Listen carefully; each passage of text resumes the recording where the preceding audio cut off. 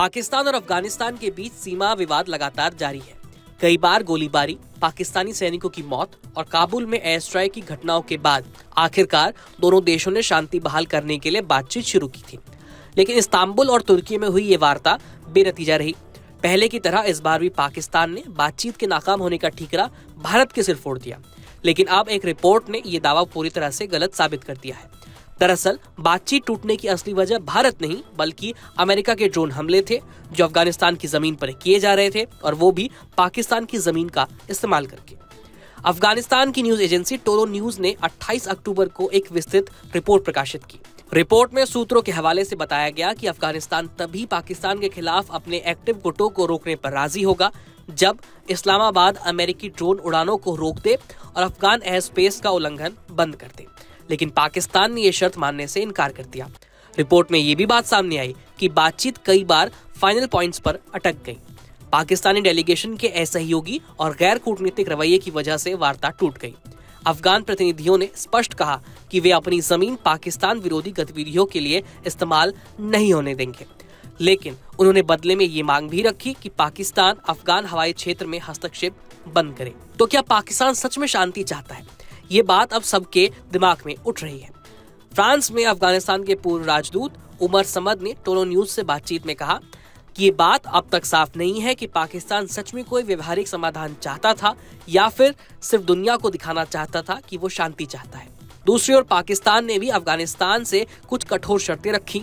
इनमें सबसे प्रमुख थी तहरीक तालिबान पाकिस्तान यानी टीटीपी को आधिकारिक तौर पर आतंकी संगठन घोषित करना। काबुल स्थित पत्रकार तमीम बासिम ने सोशल मीडिया प्लेटफॉर्म पर लिखा है, अफगान चैनलों के मुताबिक पाकिस्तान ने एक विदेशी देश के साथ समझौता किया जिसके तहत उसने अपने हवाई क्षेत्र से निगरानी और संभावित हमलों के लिए ड्रोन उड़ान की अनुमति दी है। तो आखिर बातचीत टूटी कैसे? टोरो न्यूज ने खुलासा किया कि पाकिस्तान ने शुरुआत में अफगानिस्तान की कुछ शर्तों को स्वीकार कर लिया था, लेकिन एक फोन कॉल के बाद उसका रुख अचानक बदल गया। ये कॉल कथित तौर पर पाकिस्तानी हाई कमांड को किया गया था, जहां से जवाब मिला कि अमेरिकी ड्रोन हमलों पर पाकिस्तान का कोई नियंत्रण नहीं है। इसके बाद पाकिस्तानी प्रतिनिधि पीछे हट गए। सूत्रों का कहना है कि ये वही पल था जब पाकिस्तान को एहसास हुआ कि उसने अमेरिका के साथ ऐसा समझौता कर रखा है जो अब उसकी कूटनीतिक स्थिति को कमजोर कर रहा है। कतर और तुर्की के मध्यस्थ भी पाकिस्तानी टीम के बर्ताव से हैरान थे। वार्ता विफल होने के बाद पाकिस्तान के रक्षा मंत्री ख्वाजा आसिफ ने सार्वजनिक रूप से तालिबान और भारत को यानी दोनों को जिम्मेदार ठहराया। असल में पाकिस्तान अमेरिका के साथ अपने समझौते को उजागर नहीं करना चाहता, इसलिए उसने ध्यान को भटकाने के लिए भारत का नाम बीच में डाल दिया।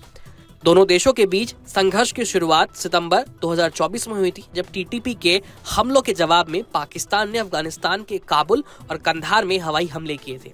इन ड्रोन और फाइटर जेट अटैक्स में करीब 200 से ज्यादा लोगों की मौत हुई थी। इससे ये साफ हो गया है कि पाकिस्तान ने अमेरिकी सहयोग से अपनी ही सीमाओं को युद्ध के मैदान में बदल लिया है। एक्सपर्ट्स के मुताबिक पाकिस्तान अपनी आर्थिक बदहाली के कारण अब किराए के सैनिकों की तरह व्यवहार कर रहा है, जो कभी किसी देश के लिए तो कभी किसी संगठन के लिए काम करता है। तुर्की में हुई वार्ता में ये साफ जाहिर हो गया है कि इस्लामाबाद अमेरिका के साथ गुप्त समझौते के कारण अमेरिकी ड्रोन हमलों को रोकने में पूरी तरह से असमर्थ है, और यही असली वजह थी कि शांति वार्ता भी कोई नतीजा नहीं दे पाई। फिलहाल इस खबर में इतना ही। देखते रहिए कड़क।